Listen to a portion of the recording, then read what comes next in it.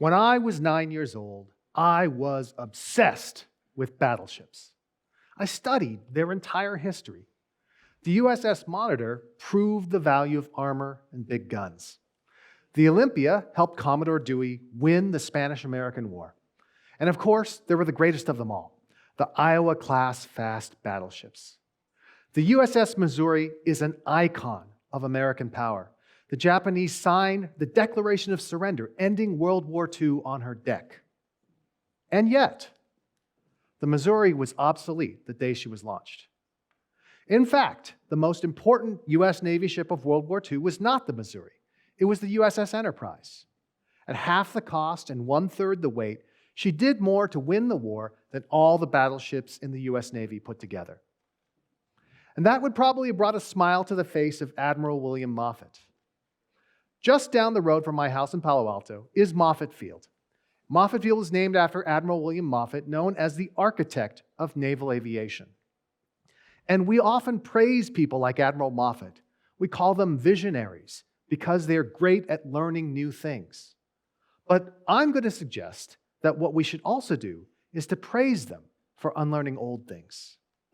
Before he commanded aircraft carriers, Admiral Moffett was a battleship commander. He had every reason to cling to battleships, and yet he laid the foundation for their replacement. That's because Admiral Moffett knew this important thing. Every lesson has an expiration date. And the greatest barrier to learning the things we need for the future is often our past. Battleships were at the heart of the U.S. Navy for 80 years, from 1861 to 1941, right up to December 7th, when the Imperial Japanese Navy disabled every single battleship in the Pacific Fleet in the attack on Pearl Harbor.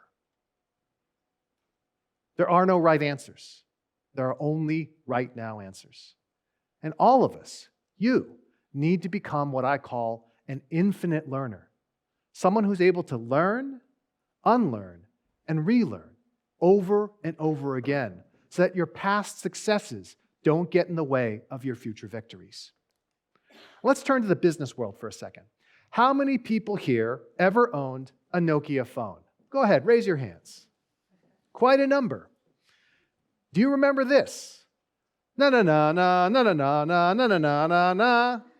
Yeah, brings back some memories, doesn't it? But it's been a while. You see, Nokia illustrates the dangers of not being an infinite learner. Yeah, Nokia was able to learn. They actually began life as a paper company in 1865. And by 2007, Nokia was the world's leading maker of mobile phones. And it was worth over $150 billion. But just 3 years later, it was out of the phone business and had lost $100 billion in market capitalization. That's because they ran into someone who was an infinite learner, Steve Jobs and the iPhone. Now, Steve Jobs brought us a lot of things. He brought us the Apple II, the Macintosh, the iMac, the iPod, the MacBook, the iPad, and of course, the iPhone. But we shouldn't forget that Steve was also the first to discard the floppy disk, the CD-ROM drive, and, much to my dismay, the headphone jack, all in the name of making his products thinner and lighter and better. The topic of my talk today is how to become an infinite learner like Steve Jobs. The first step is to learn how to recognize weak signals. Now, it's very easy to ignore a weak signal. That's because it's weak.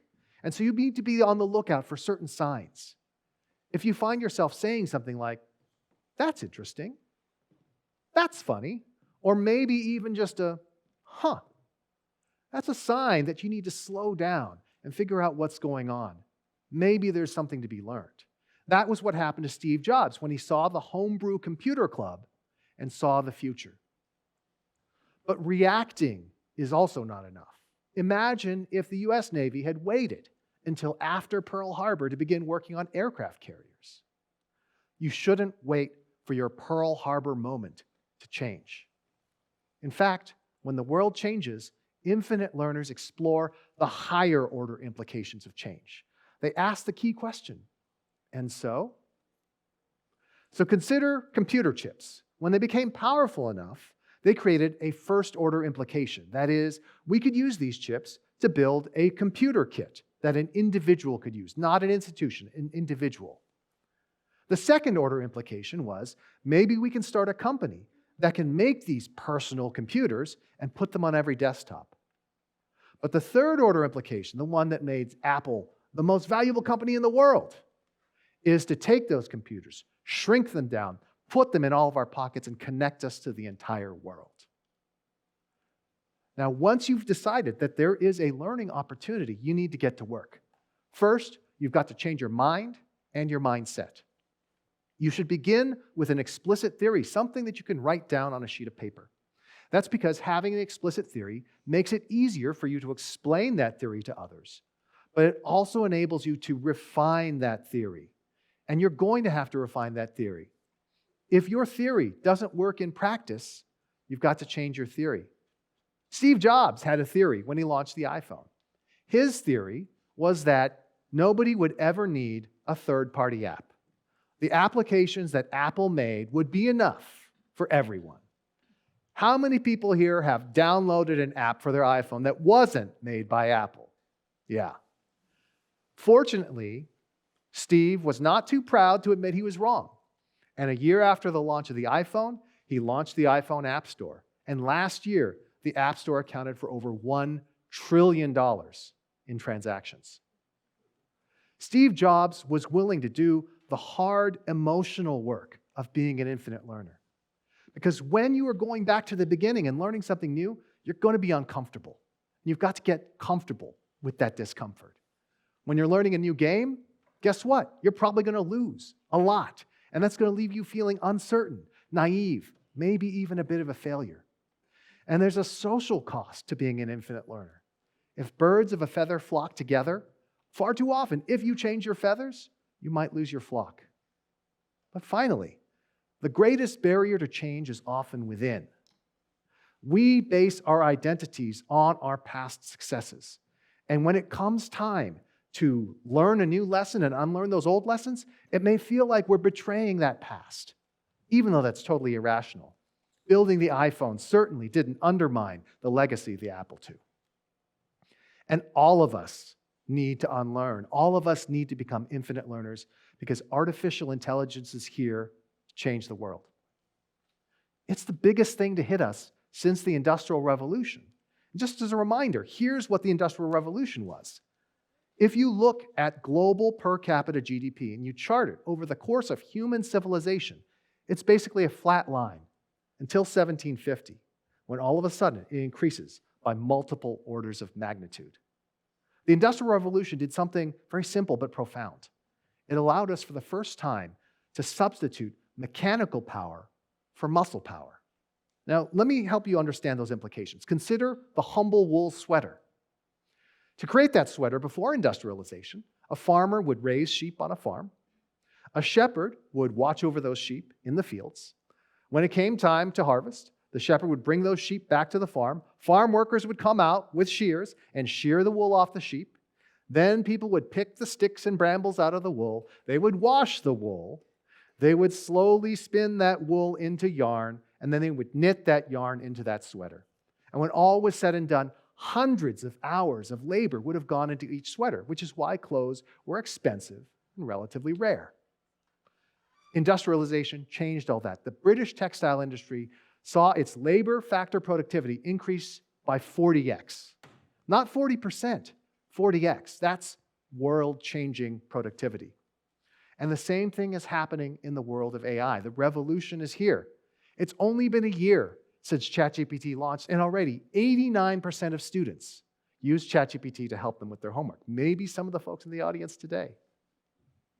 What new lessons are we going to have to learn to succeed in this new world? What old lessons will we have to unlearn? Speaking of learning, what you've learned today is that every lesson has an expiration date. And the greatest barrier to your future success is often your past success. To overcome this, you need to become an infinite learner like Steve Jobs, someone who can learn, unlearn, and relearn over and over again. Someone who has the courage to tackle not just the intellectual challenge, but the emotional challenge. Because while it's okay to honor our past successes, maybe even with a permanent monument, we shouldn't honor them with a permanent mindset. But once you become an infinite learner, that's just the beginning. You've got to build a team of infinite learners around you. That means celebrating when the people around you change their minds or fail because they're trying something new. It means helping people develop their unlearning confidence by giving them opportunities to practice unlearning and giving them feedback on how they're doing. The ultimate goal is to create an infinite learning organization, one where all the members of the organization support each other in this difficult work in learning, unlearning, and relearning. I believe AI is going to transform the world for the better. And if we're all able to become infinite learners, we can help accelerate our progress to that better world. Thank you.